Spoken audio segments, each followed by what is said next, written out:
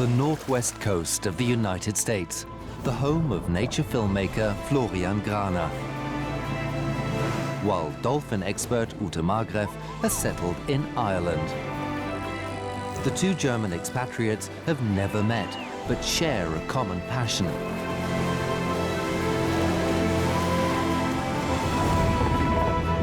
Each in their own way, both have decided to dedicate their lives to the sea and its inhabitants.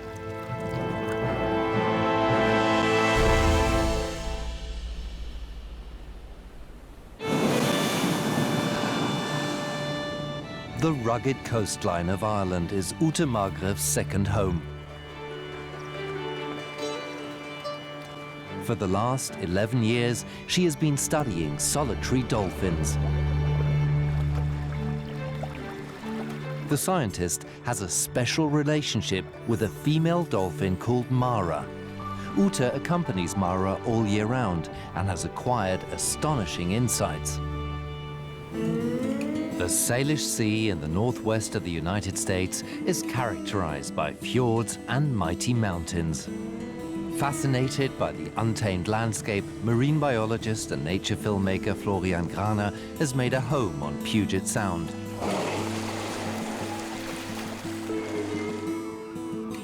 He lives on Whidbey, one of the many islands in the region.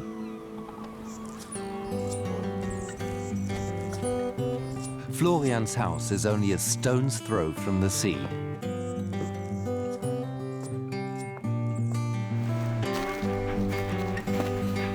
German Shepherd Cyril is the biologist's constant companion when he sets out with his heavy camera to his favorite diving area. This is where he spends every free minute.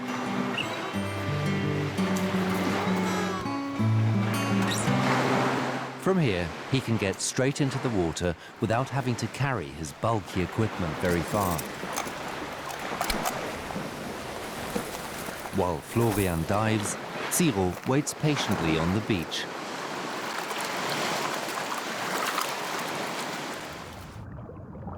The shallow water is a very special habitat, with fields of green seagrass covering the seabed. Here you see the world from a very different perspective. Golden-eye ducks look for food near the coast. They comb the seagrass for shellfish, snails, and fish spawn.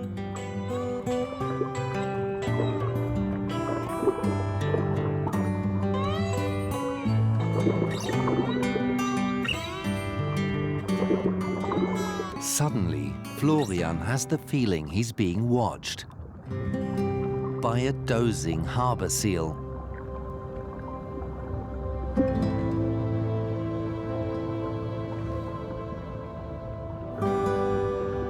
The waving seagrass is where the seals sleep. They can stay underwater for more than half an hour. Their sedateness and chubby shape are deceptive. Seals are, in fact, extremely athletic. It takes only a few flaps of their fins to reach the deepest parts of the fjord, 700 meters under the surface. Although Florian comes across seals on almost every dive, he's always impressed by their elegance and curiosity.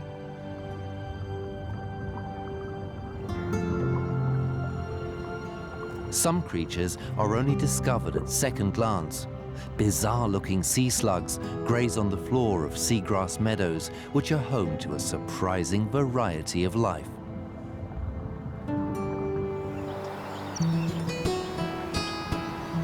On the western edge of Europe, the wild coast of Ireland has been formed by the waves of the Atlantic.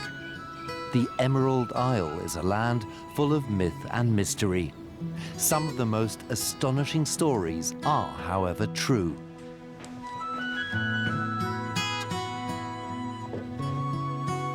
In her small apartment, Ute Margreff is preparing for her daily dive.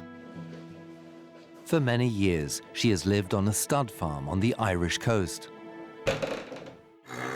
without ever really having an interest in horses. Ute is heading for the seaside. Her diving site is just a short walk away. Purposefully, she heads for a remote inlet, which, like so many in Ireland, is deserted.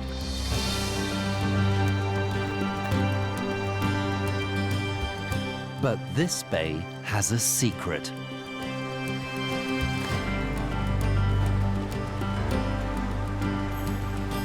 In the year 2000, a dolphin turned up here unexpectedly and stayed. The fisherman christened the female Mara, the Gaelic word for sea.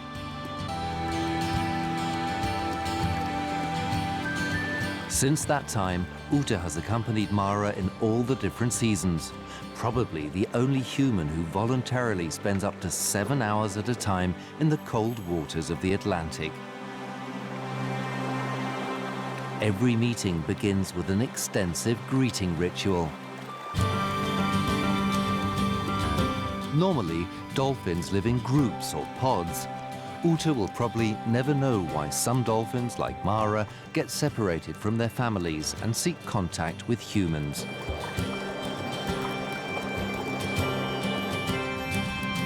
Over the years, an unusual and close relationship has developed between Ute and Mara. This unconventional behavior is great good fortune for the scientist, who can thus accompany Mara in her underwater world. The Atlantic is cold, but highly nutritious, good conditions for a wide variety of wildlife. Dolphins, however, aren't universally popular. Mara's neighbors are mostly crabs that look for food near the coast.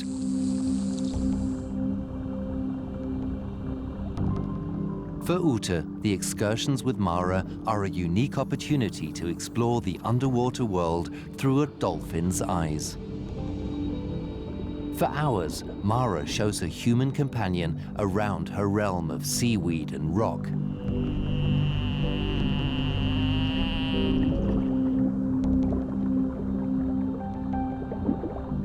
Boredom is a foreign concept. She wants to explore and discover everything.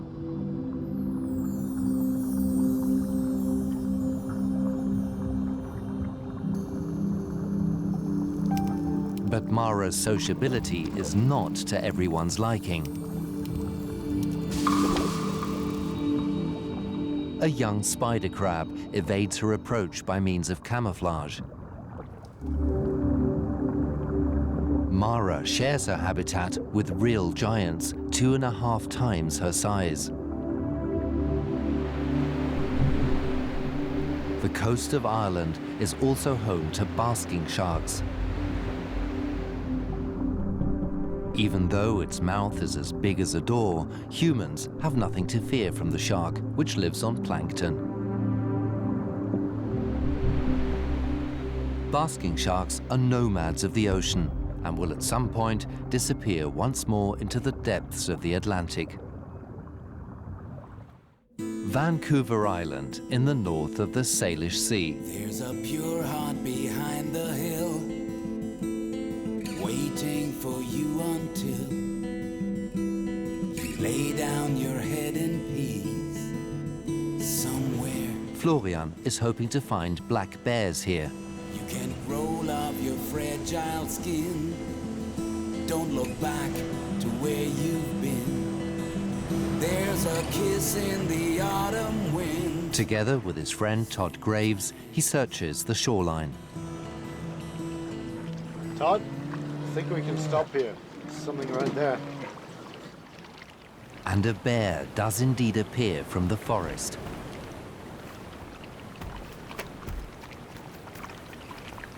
Florian thinks it's come down from the mountain, where it's been eating wild fruits.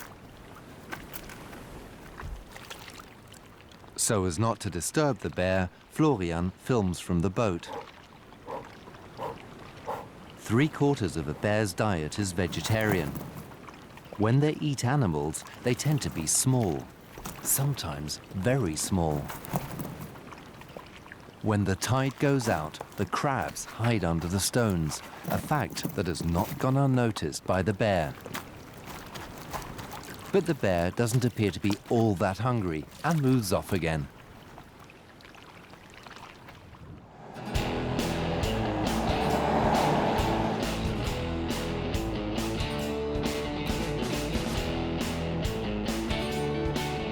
On the Puget Sound, about an hour's drive from Florian's house, lies Seattle, also known as the Emerald City. The port is the pulsating center of the region, and its unmistakable skyline features the Space Needle Tower. But Florian isn't here to see exciting architecture.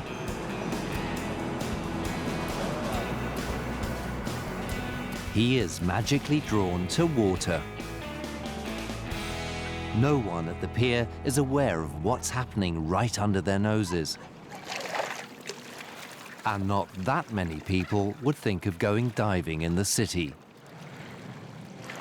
Florian is one of the few, and he's hoping for a very special encounter.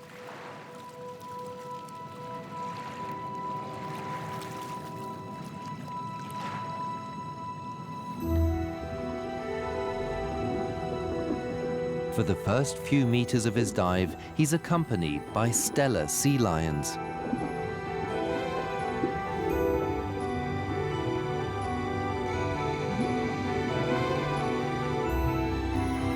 These, biggest of all species of sea lion, are looking for the same thing as Florian. 30 meters down, it's pitch black. This eternal darkness is home to what he's looking for. But it's not as easy to find as the many fish that live here.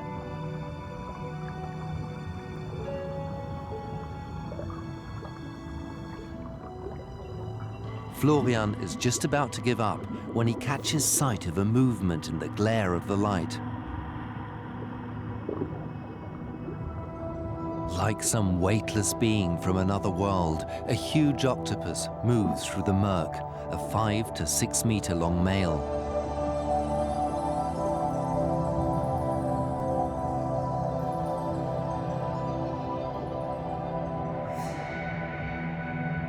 Wolf eels, too, have something supernatural about them.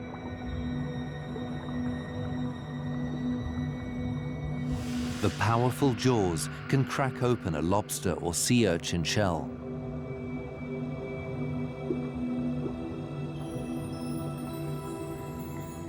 The giant octopus is on the lookout for a partner. These mighty animals only live for 5 years at the most. Towards the end of their lives, they put all their energy into procreation and afterwards starve to death.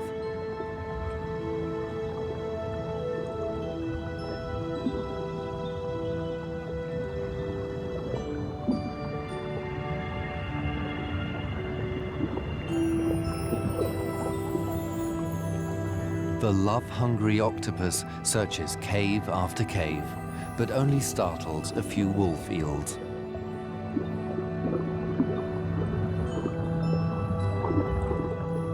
One of the caves does indeed contain a female octopus, but she is not yet ready to mate.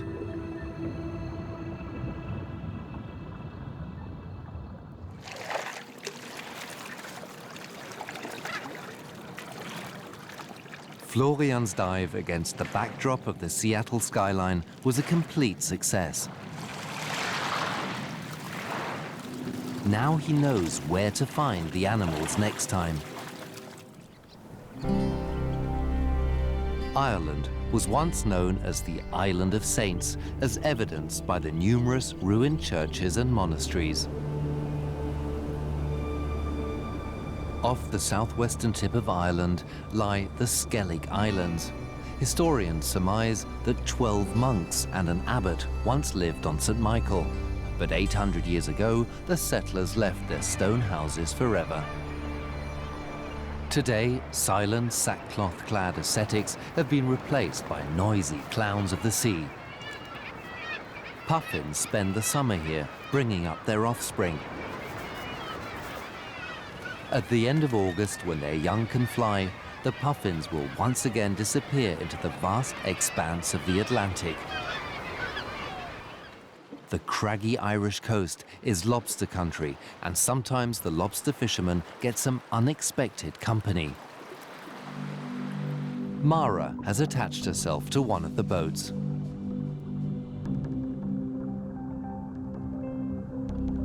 Curious, she follows the line down to the lobster pods.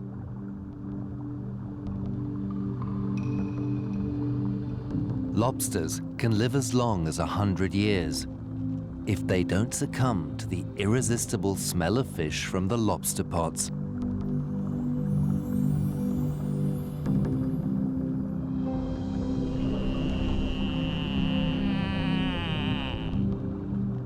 This lobster throws caution to the winds and seals its own fate. Whether intentionally or by chance, thanks to Mara's intrusiveness, this is one lobster that won't be eaten tonight.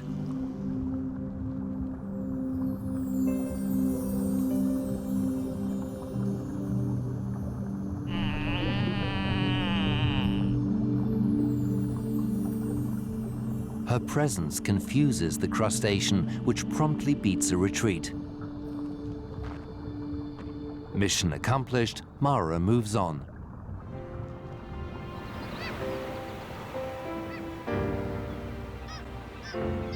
She isn't the only solitary dolphin on the Irish coast.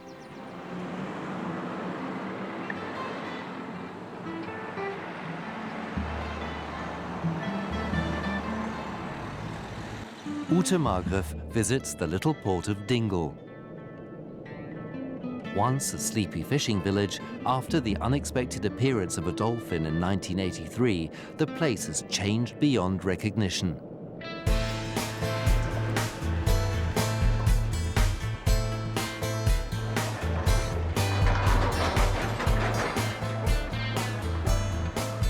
Fungi, as the dolphin was named, became a star and the pride of Dingle.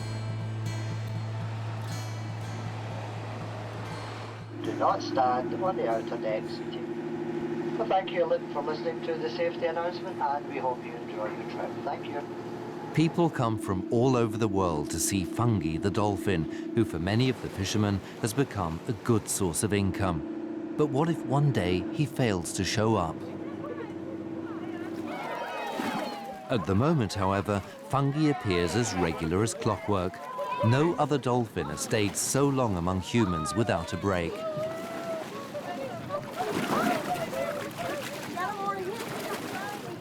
Ute's own life is closely linked to that of Fungi.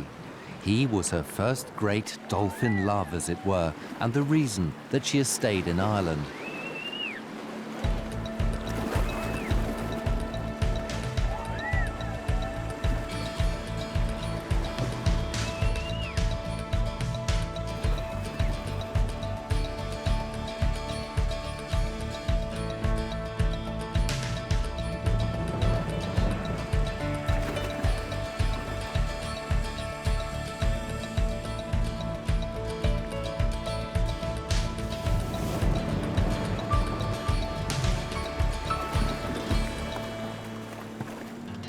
Fungi decides when the show is over. When he's had enough, he disappears. Where to, no one knows. Deception Pass, a passage connecting the narrow Puget Sound with the broader strait of Juan de Fuca. The area is well known for orcas. No other animal fascinates Florian as much as these black and white whales. And the marine biologist knows exactly where to find them.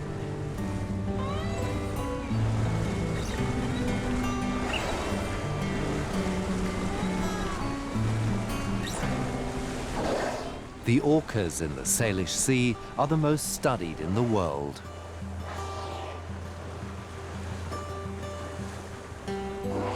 In contrast to many of their relatives, they are not nomadic and are thus known as residents. 3 clans totaling almost 90 animals roam the fjords hunting for food. For Florian, they are the undisputed rulers of the seas. The orca clans here are divided into different groups, each with its own distinctive dialect. They are superb hunters and feed almost exclusively on salmon.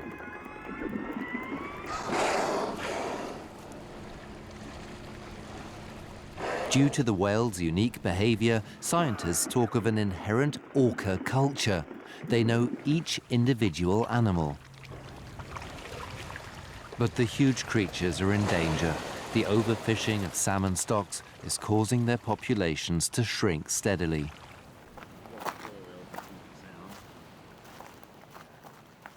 Florian meets Kenneth Balcombe, one of the pioneers of orca research. Ken has been studying the animals for 35 years and has offered to identify the animals Florian has been filming.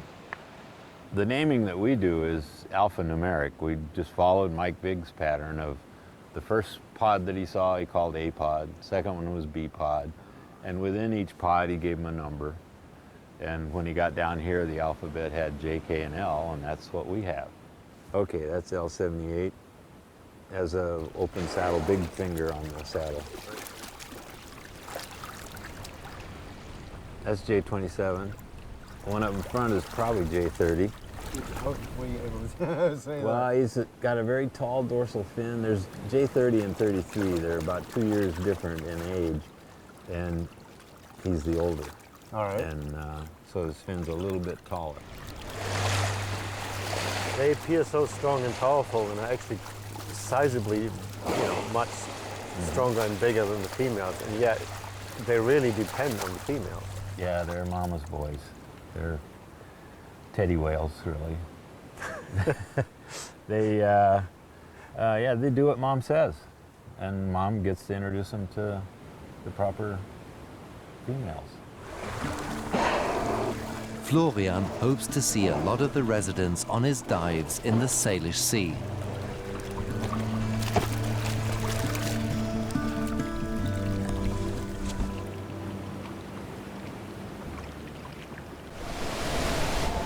On the Irish coast, as so often in this part of the Atlantic, a storm is raging. The force of the wind lashing land and sea is overwhelming.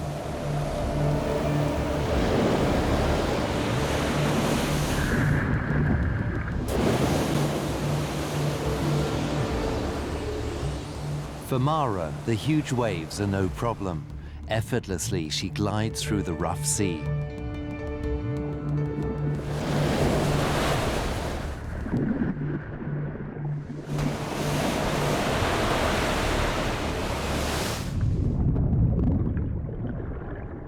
At some point, even the mightiest storm blows itself out.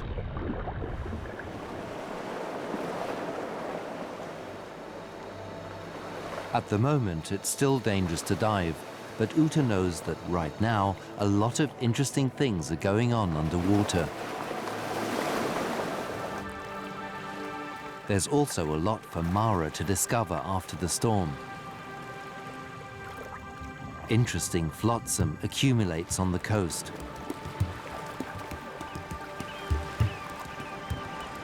This cap now has a new owner. Mara not only seems to know what the object is, but also what it's for.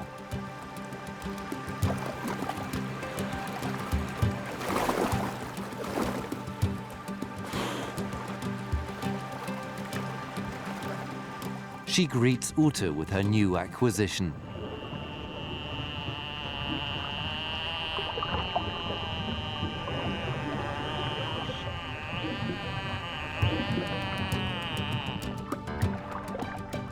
The dolphin watches with interest what Ute does with the strange object.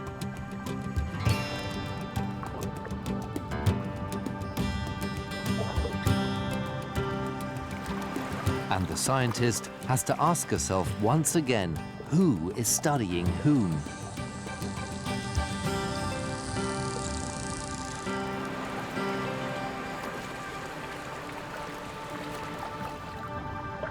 After further examination, Mara loses her interest in the hat and turns to other things.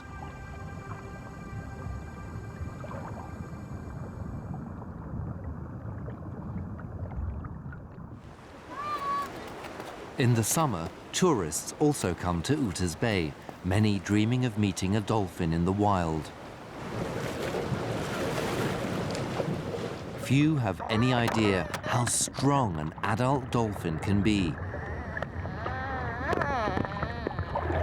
Ute uses her underwater camera to film Mara propelling stones the size of footballs along the sea floor.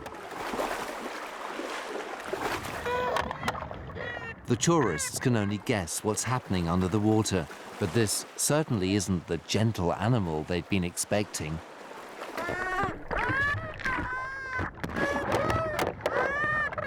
Ute's recordings show that, besides elegance and curiosity, Mara has another wild side.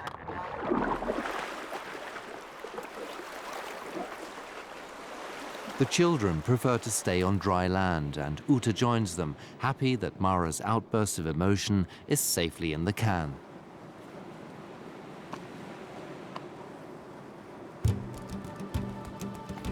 Mara's behavior has won the respect of the tourists. She has now calmed down again and seeks human contact.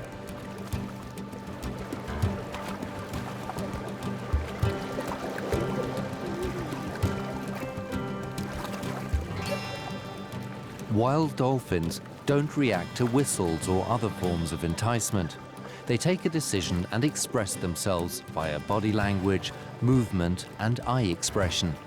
Only someone like Ute, who studied them in depth, can put themselves in their position. Mara displays the same behavior as fungi. She decides when the show's over. They still interact with their own kind. It's just that during the day they make a choice. Ute's mission includes passing on knowledge about solitary dolphins. Thus, the bay becomes a temporary school.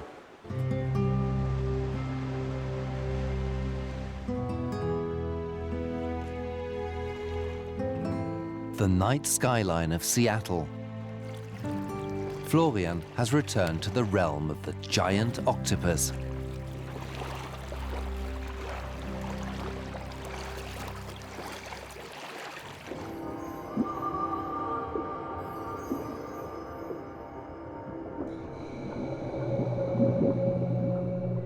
The light from his lamps attracts a squid and some bizarre-looking fish.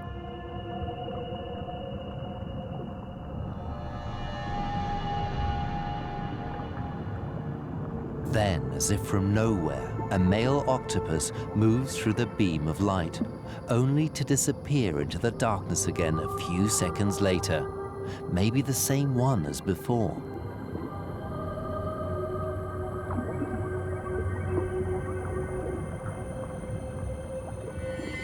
Florian wants to know whether it managed to mate with the female in the cave, but a thorny head is blocking his view.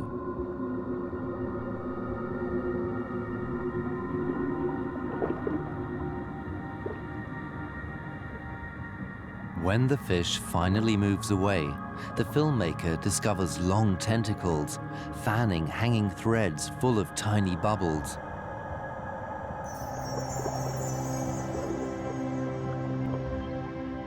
Thousands of eggs form a curtain in the octopus's cave.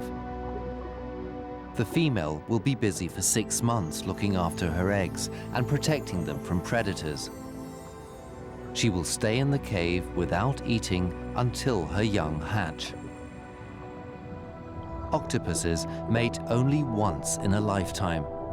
It is the only time that these intelligent creatures seek the company of their own kind. Florian is fascinated. It is very rare to get such good footage of a female. Most hide themselves away and cannot be found despite their size.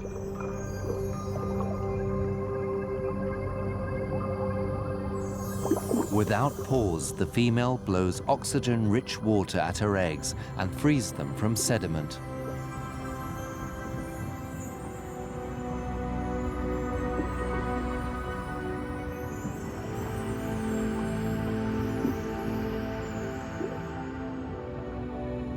After hatching, the young have to fend for themselves. This is the moment that some of their enemies have been waiting for.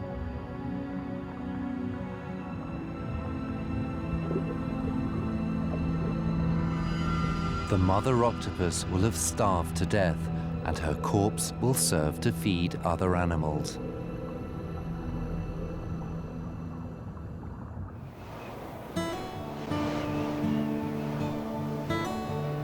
On the Emerald Isle, some time has passed since Mara's outburst. Ute has been away for a few days and is wondering if Mara is still in her bay.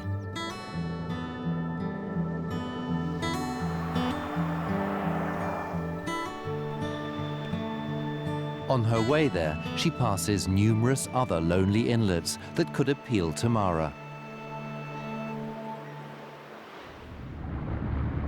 But the dolphin is already waiting for Ute, who has come with a friend who's a fisherman. Hallo. Now, take deep breath and go. Mara heads for an undulating underwater garden. Hundreds of kinds of algae in all shapes and colors grow off the coast of Ireland. Some, like the spaghetti-like thongweed, are tasty and nutritious. Brown and red algae, too, are food for many sea dwellers. But Mara isn't here because she's hungry.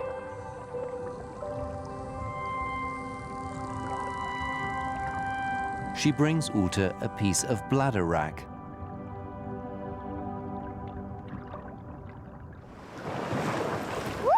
Then she appears to ask for it back. The scientist understands that Mara wants a peeling massage. This is somewhat of a sensation, as the use of tools by dolphins was only recently discovered by scientists. Mara shows that dolphins are capable of quite different feats. She can't use the tool herself and instead asks Ute to help her, an anticipatory act of planning, usually seen as a human characteristic.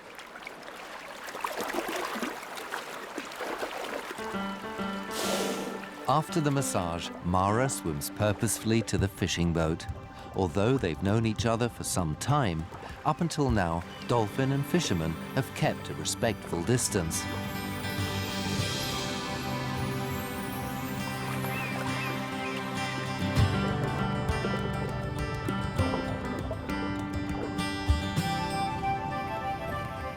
Often, one fleeting contact is enough to break the ice.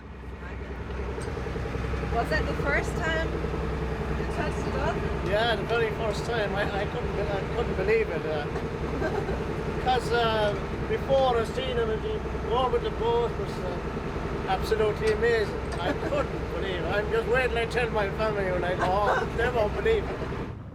Ute and the fisherman say goodbye, leaving Mara alone in the bay. Dolphins aren't the only sea mammals on the Irish coast.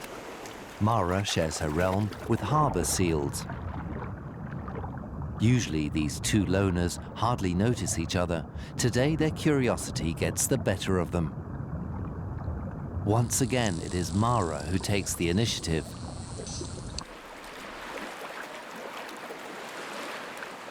The seal is more cautious. Seals communicate visually. This one keeps Mara in view, while she in turn scans it with her sonar.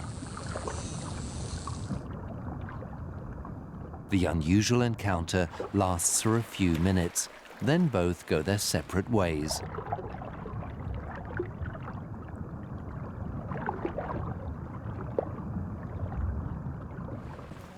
Florian wants to show his wife Gina the orcas. Okay. He sets out to sea again with Todd Graves. It couldn't be a better day for... Do you see them? I do. I try to see how many there are. The L family has turned up, the biggest group of residents in the fjord area. Using a list of Kens, the two try to identify the individual whales.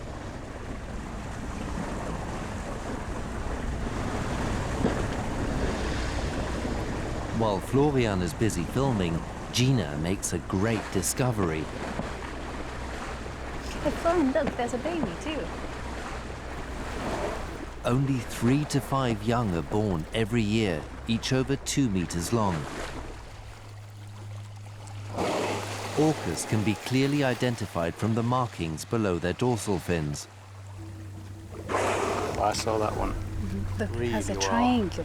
The light part is like a V, little curve there. I'm pretty sure that's him. L78. So some of these whales are so old, I can't believe it. I mean, Yes. it just makes me, it makes you have more respect for them, I think. I mean, you do anyway, and then you find out that, oh, she's born in 1928. Orcas aren't the only whales that Florian gets to film here. Every year, mighty grey whales pass through the Salish Sea.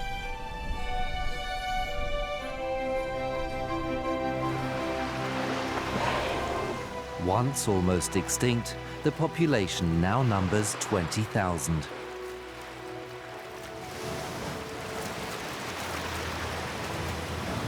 Growing up to 15 meters in length, these huge creatures eat microscopic shrimp that they filter out of the water. They feed only in the summer. The rest of the year, they rely on their reserves of fat. At around 10,000 kilometers a year, their migratory routes are longer than those of other whales.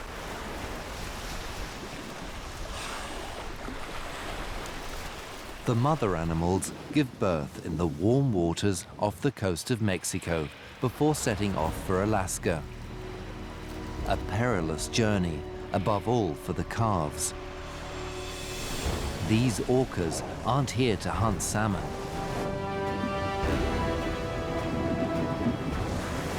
The grey whale calf is in great danger. These orcas are not from here. They are transients that patrol the west coast of the United States. They hunt grey whales.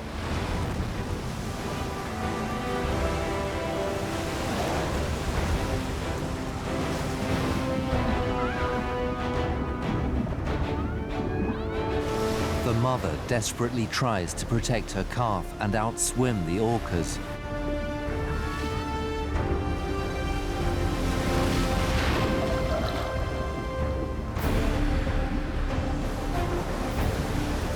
The hunt goes on for several hours. The constant attacks leave the calf exhausted.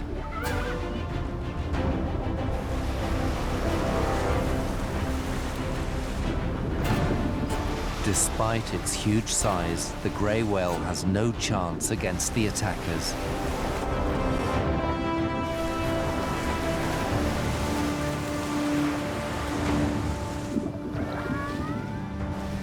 The mother loses the unfair fight, and her calf.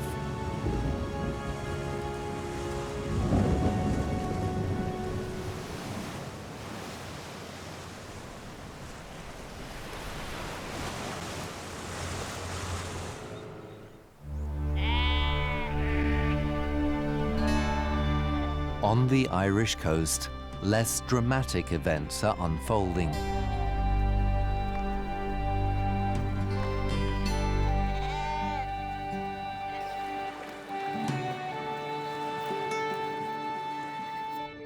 Besides Mara and fungi, another dolphin has achieved fame and fortune here. For 2 years, Dougie visited the little port of Tory in the north of Ireland. For Ben, the ferryman's dog, it was love at first sight. As soon as Dougie appeared in the harbour, Ben rushed to join him.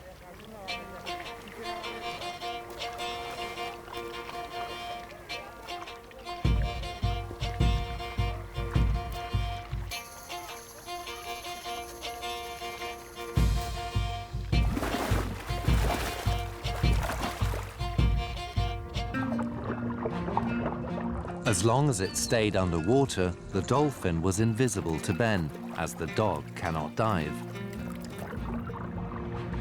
Nevertheless, the pair seemed to enjoy their game of hide and seek.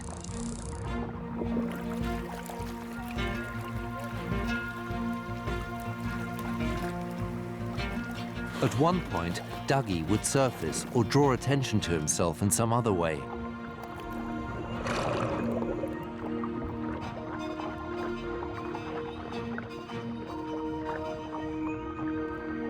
As the scars show, this wasn't the first time they'd played together.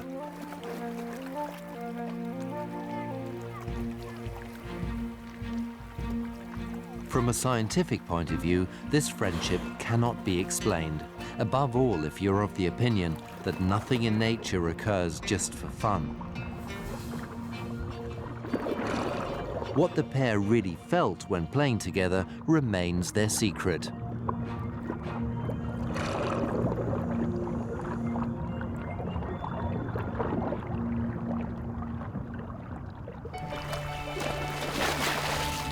At first, the locals thought the dolphin might be sick and asked Ute for help.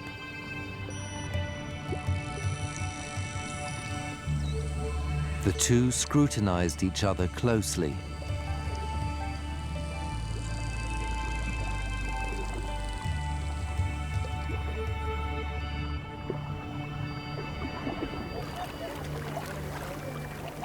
Dolphins perceive their environment especially clearly via sound. Using various click sounds, Dougie scanned Ute carefully.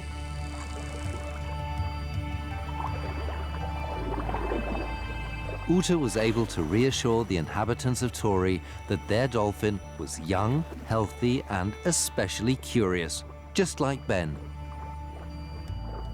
She assumed that Dougie had come across Ben by chance in the harbor and they'd been playmates ever since. She also thought it possible that Dougie would disappear again as suddenly as he appeared. As things turned out, she was right. After 2 years, Dougie stopped showing up, and no one knows if he will ever return. All that Ben has left are memories.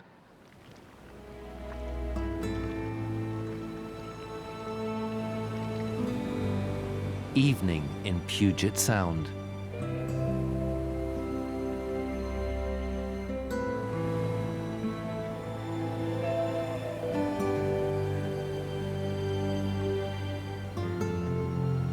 On a moonlit night, Florian prepares to dive on his local beach on Whidbey Island.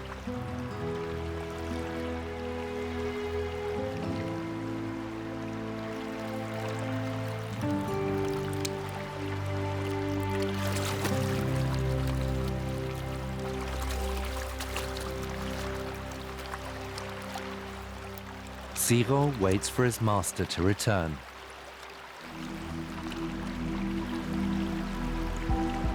Swarms of smelts are looking for food. These smaller fish are food for a young salmon that hides in the seagrass during the day. But its enemies too are on the prowl. A spiny dogfish is on the lookout for some juicy salmon. Strange-looking sea slugs are fishing for food.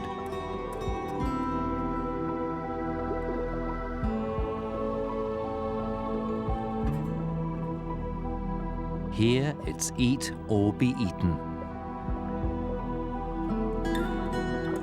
Bizarre creatures come up from the depths.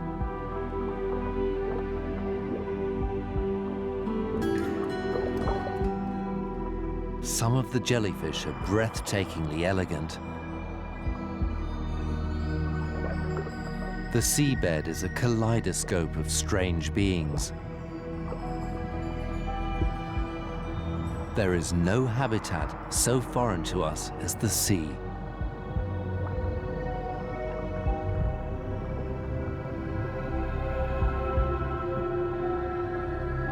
It's an archaic world of darkness that seems to be from another time.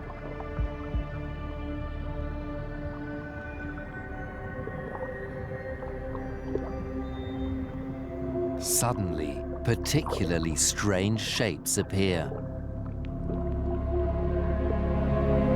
Chimera, deep-sea dwellers more than a meter long, related to sharks and rays. For Florian, encountering such animals is always a very special experience. They're living fossils that first roamed the oceans 150 million years ago. The male has grip organs on the ventral fin in order to keep a hold of the female during mating, and a strange growth on its head.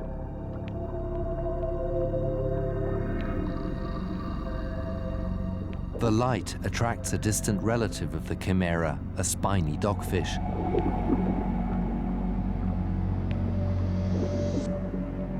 The next minute, Florian cannot believe his eyes. A six-gill shark slowly swims past.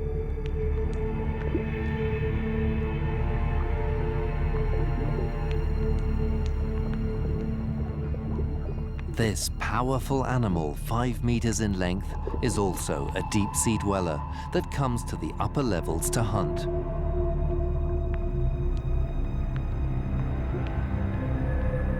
Its sluggish movements are deceptive. The shark can swim extremely quickly.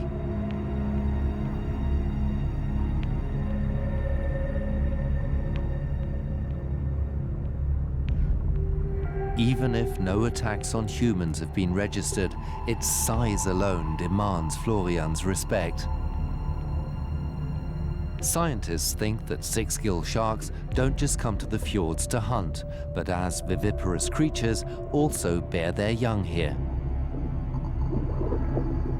Florian hopes one day to film such a birth.